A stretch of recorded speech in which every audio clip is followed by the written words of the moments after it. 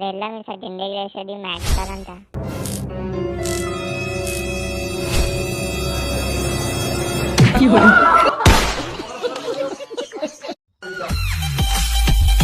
అరే ఆటు చెప్పరా. అరే నా కొడుకుకి ఒక మంచి పేరు చెప్పరా. అరే ఇప్పుడు 10 ఐటమ్స్ చూడరా. నా పేరు సన్నీ, నా భార్య పేరు లిల్లీ. సన్నీ లిల్లీ సుల్లి సుల్లి.